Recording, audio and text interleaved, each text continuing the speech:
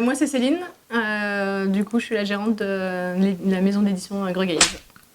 Voilà. Et moi, c'est Florian. Je suis un sous-fifre. Mon but, c'est de...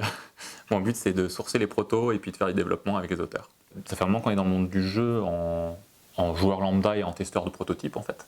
Moi, j'ai rencontré Antoine Boza quand j'étais à Grenoble en 2006. Puis du coup, j'ai participé à ses premiers tests de proto pour la sortie de Chabyrinthe, Ghost Stories, etc. Après, du coup, j'ai eu envie de faire un peu des protos aussi. Du coup, j'ai commencé à créer un peu. Ça a débouché sur la sortie de Tokyo Ghoul. Voilà, ça faisait un petit moment qu'il a été signé et puis il est enfin sorti. On est content. Et puis un autre proto qui va sortir que j'ai fait avec Ludo Maublanc, un autre jeu, qui va sortir chez Matago en avril-mai 2019. On sort un premier jeu qui s'appelle Dany. Donc c'est un jeu. On voit bien là comme ça ou pas? Ouais, super. C'est un jeu c'est vrai, de Phil Viscaro et de Bengal, donc illustré par Bengal.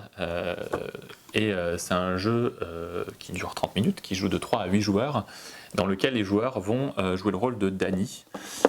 Et en fait, ils sont dans la tête de Dany. Ils sont des personnalités de Dany. Soit ils sont Dany, soit ils sont une personnalité secondaire. D'accord?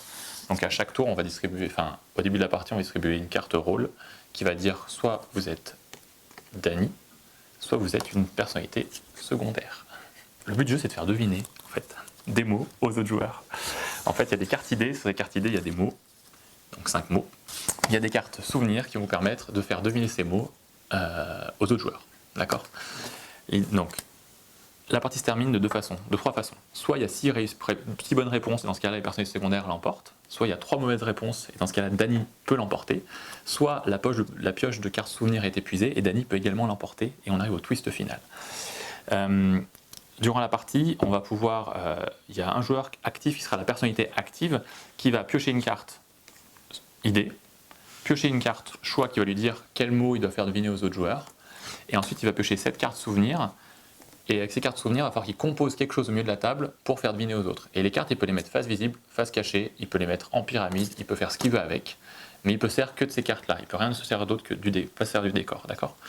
Une fois qu'il a conservé un certain nombre de cartes pour créer ça, les autres cartes sont remises sur la pioche et il va faire sa composition. Et les autres joueurs vont devoir réfléchir à savoir et deviner quel est le mot parmi les 5 qu'ils voulaient faire deviner.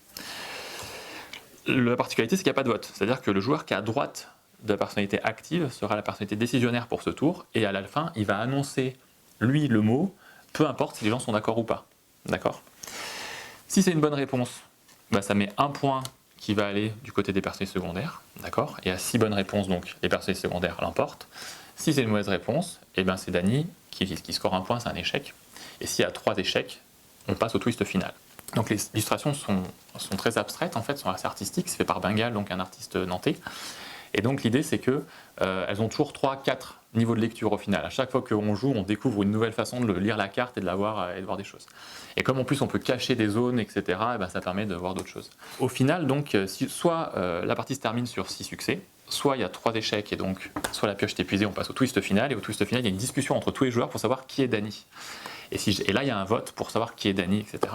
Si Dany est trouvé, les personnalités secondaires sont quand même arrivées à se sauver et à exister à tout jamais dans la tête de Dany. Si jamais, par contre, elles ne l'ont pas trouvé et elles les éliminent d'autres personnalités secondaires, et Dany l'emporte. Phil Viscaro, qui est l'auteur, en fait, a trouvé, je ne sais pas s'il le connaissait vraiment d'avance, si c'est un collègue ou si... en tout cas, quand il a créé le proto, il a démarché Bengal ou Bengal est venu, et du coup, ils ont vraiment créé le proto ensemble au final. Phil au niveau de tout ce qui est game design et Bengal tout ce qui est création artistique. Mais moi, quand j'ai eu le proto la première fois, en fait, le jeu était presque quasi tel quel. Après, on a modifié certaines illustrations, on en a rajouté d'autres, on en a enlevé certaines. Certaines façons de jouer aussi. Il y a oui, on a modifié, on a fait le développement du game design normal en partenariat avec Phil, bien sûr. Mais il était déjà bien avancé. Donc, nous, on s'est dit de toute façon que... moi, j'avais dit à Phil que si on signait le jeu, on le signait avec Bengal et avec lui parce que de toute façon le marché est hyper concurrentiel en ce moment et autant faire des choix marqués qui peuvent forcément cliver mais qui vont nous donner une sorte de marque de fabrique et une identité propre. Donc c'est pour ça qu'on est resté là-dessus. On va avoir plusieurs gammes de toute façon, donc sur cette ligne-là, oui. De toute façon, dans ce qu'on veut, on veut quand même des choses qui soient assez épurées. Ça ne sera pas forcément possible sur tout, suivant les jeux, c'est sûr. Mais on va pas être du genre à en rajouter tout plein. Ça nous plaît pas dans les jeux Après, en règle générale. Donc du coup... Je suis d'accord. Bon, on est d'accord. Non, on est d'accord. Bon, ok. Je crois beaucoup en Dany. Enfin, on croit beaucoup aussi, en Dany. ouais. Et donc l'idée, c'est qu'en fait, de toute façon, on va développer quelque chose autour de Dany, en fait. Il y aura peut-être, si le jeu fonctionne, et on pense qu'il fonctionne, qu'il va fonctionner auprès du public, parce que là, nous, tous les tests qu'on fait, on fait des soirées jeux au Café des Jeux de Grenoble, on va en faire encore à la boutique de Grenoble, les contrées du jeu, et du coup, ça fonctionne bien, les gens sont demandeurs, direct, ils ont fini la partie, ils en font 2-3 souvent, et puis c'est, quand est-ce qu'on peut l'acheter? C'est où alors? Il n'est pas encore sorti, désolé, donc, mais non, on est assez content, l'accueil du public est vraiment bon. Donc l'idée, c'est de continuer à développer ça une fois qu'il sera sorti, si le public suit dans les boutiques, c'est de continuer là-dessus et de partir sur des versions peut-être un peu différentes, mais toujours avec Bengale au pinceau, etc.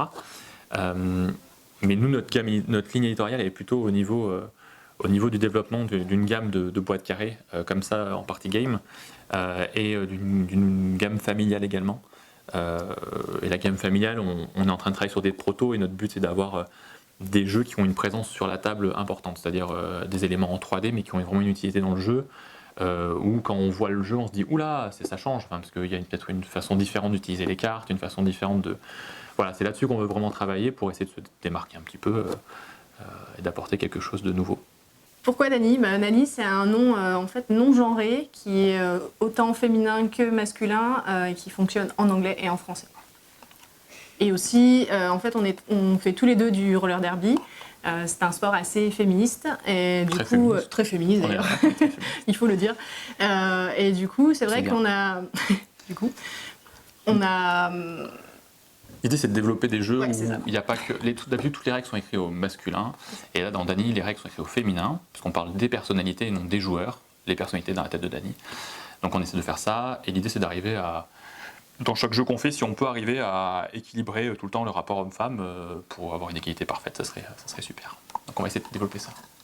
Il y a une petite coupe au milieu quand je te pique la boîte, je sais pas pourquoi j'ai fait ça. C'est pas grave. Elle est folle. C'est pas grave, c'est très bien. Donc pourquoi Greux Games? Parce que notre nom de famille c'est Grenier et du coup on privé de joke. Et en privé, en fait, on nous appelle la famille Greux en fait depuis un petit moment, et puis du coup ça vient de Pierrot en fait, l'illustrateur, qui nous appelle souvent comme ça, les Greux, etc. Et donc en fait c'est parti. On pensait à la base, on cherchait un nom, voilà, on essayait de trouver un truc, un jeu de mots, quelque chose comme ça. Et puis finalement c'est resté, en fait, on s'est dit tiens, Greux Games c'est cool. Et puis direct on a eu l'idée du logo avec les deux G qui formaient ensemble la tête du petit ourson en fait, du petit ours en fait. Et ça va bien avec mon caractère d'ours en fait, tu vois, c'est pas mal. Voilà. Pas Donc, d'ours, on est ouais, d'accord. d'ours, ouais, vraiment. Et voilà, en fait, on s'est dit, en plus, ce qui est bien, c'est que direct, on a eu l'idée, on a discuté avec la graphiste, et puis on a créé très vite ce logo, en fait, qui est assez minimaliste et qui représente plein de choses, parce qu'en fait, il y a plusieurs visions de la chose. On peut voir aussi des gens qui se font un check par-dessus une table, un peu, si tu veux. Tu sais, des gens qui... Tu vois, donc tu as cet aspect d'ours, voilà, bref.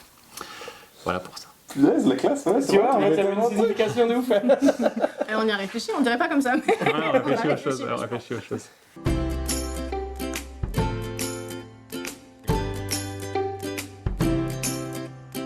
Et en fait, il y a un... En fait, j'ai encore dit en fait. Notre nom de famille c'est Grenier. Point.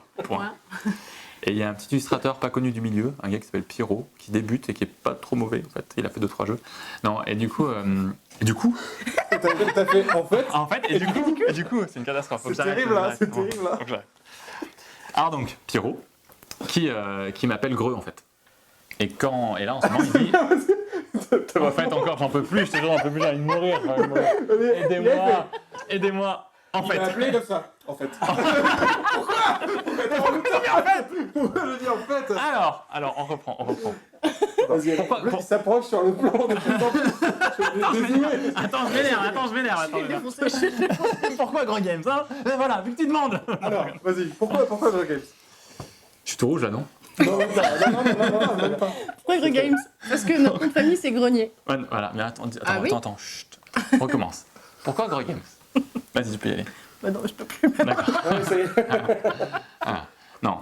C'est bon, top. Je suis vraiment désolé, ouais. Pourquoi Greux Games? Parce que notre nom de famille, c'est Grenier. Et voilà, tu te dis, mais pourquoi, du coup? Non, mais...